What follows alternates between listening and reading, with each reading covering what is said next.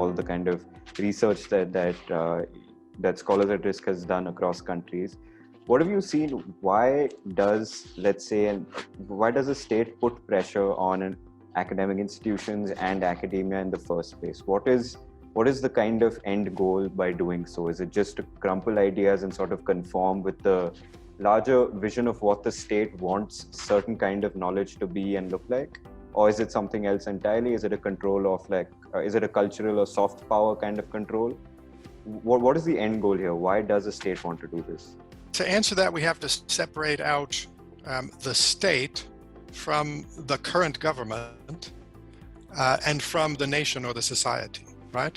So I would say the nation or the society gain nothing by attacks on academic freedom. In fact, they lose because it pushes back, as I said, quality teaching and research and discourse. It creates a societal tensions between groups and so forth. And it's intended to do so, right? Similarly, I would argue that the state, generally speaking, loses, meaning the state, meaning the immortal existence of the boundaries and territorial integrity of the state, right? But any one regime, it is a rational calculation. They want to stay in power.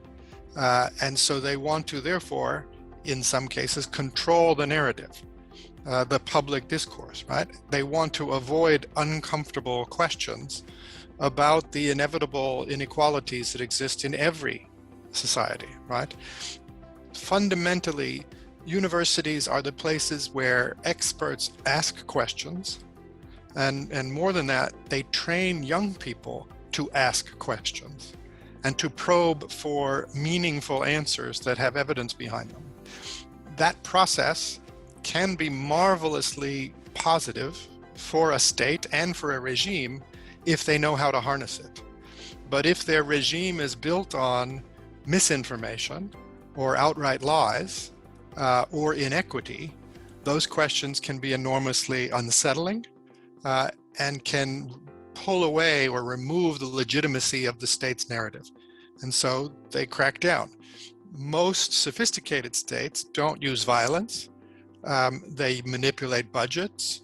They make it very difficult to get into the higher education sector. They control admission to the space to those they consider loyal to their narrative.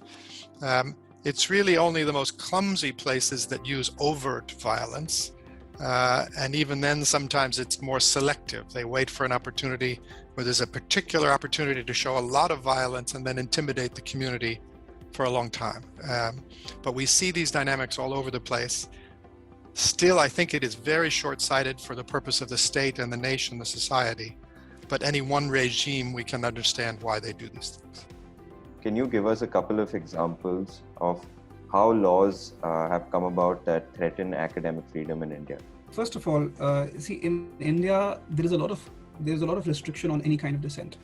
And it also depends on what your identity is and what you're talking about. So for people from Kashmir who deal with just discussing, even just engaging with what the state has done over there, or how you could approach it from an academic perspective, there are tremendous restrictions. And these have been even well before the BJP came into power. Because a very common misconception is that things were okay before the BJP came about and things have become really bad after they came. But things have been bad for a very long time.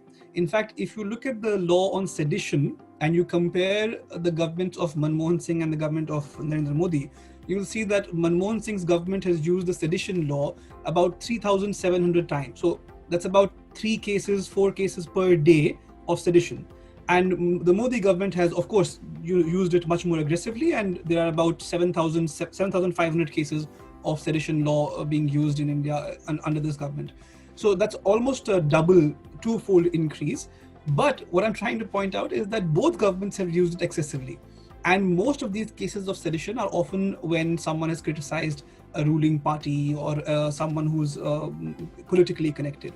It's rarely for what sedition law was actually intended to do. If you look at the UAPA is not being abused right now. And the reason I point this out is because if you have a good law, or a well-drafted law which takes into consideration all the ramifications on society that the implementation of this law is going to have.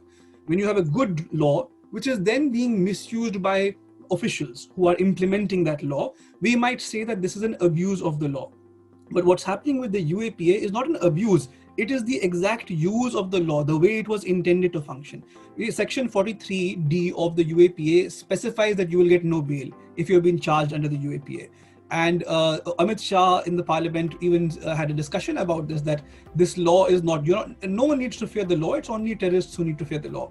And the definitions of these things, what is an unlawful activity, who is a terrorist, these things have become so sweepingly used that any kind of activity can be brought under the purview of the act.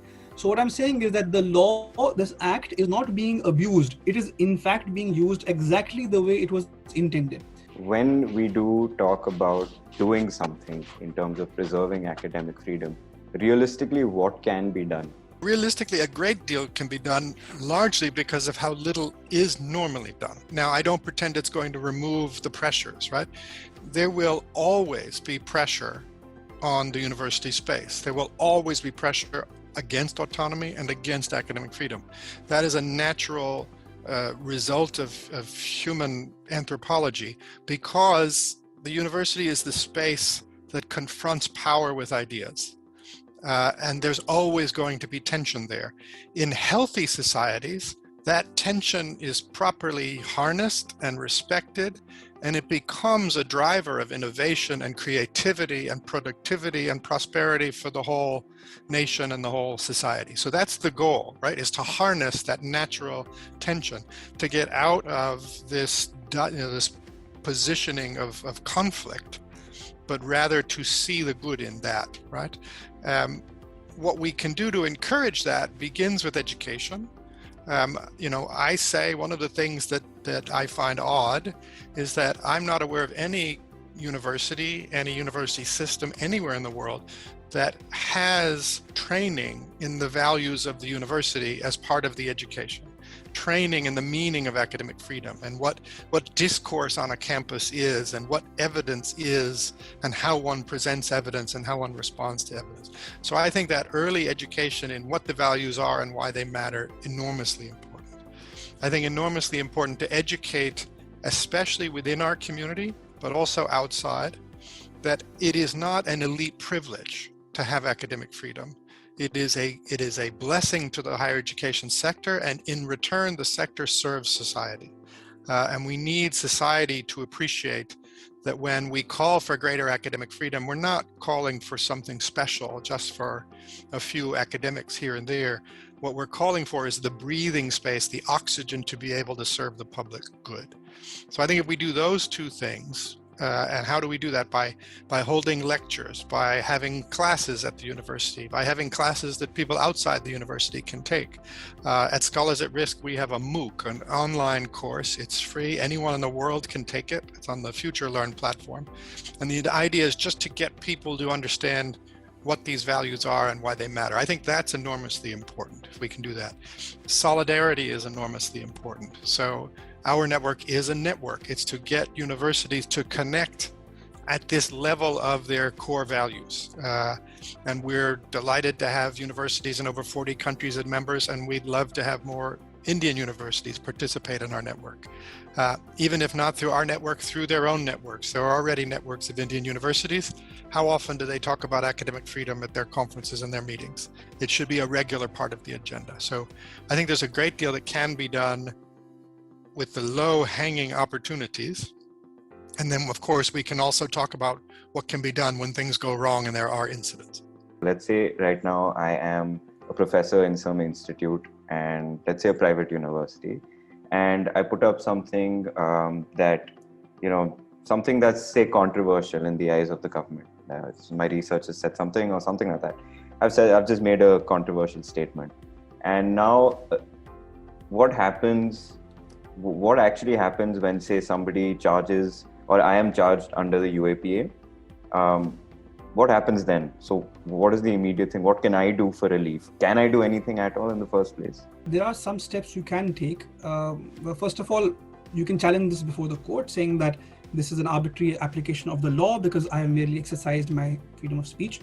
But like I said earlier, that it takes weeks unless you have, unless you're able to leverage your social capital or maybe your economic capital to get some more attention towards your case. If you belong to that section of society where the media might report on your case. But if you come from, say, a particular caste or a particular economic background, then even the media will not be that concerned. And like I gave you the statistic in the beginning, there have been over 7,000 cases of sedition that the Modi government has had in its term, and there have been over 3,500 cases of sedition in the Manmohan Singh's government. But all of those cases are not reported on. If you are in detention anywhere, you can have lawyers file a case of habeas corpus for you, which is where the court asks the authority to present your body, present the person before the court. And there the court will then try and verify if this detention is legally permissible or not.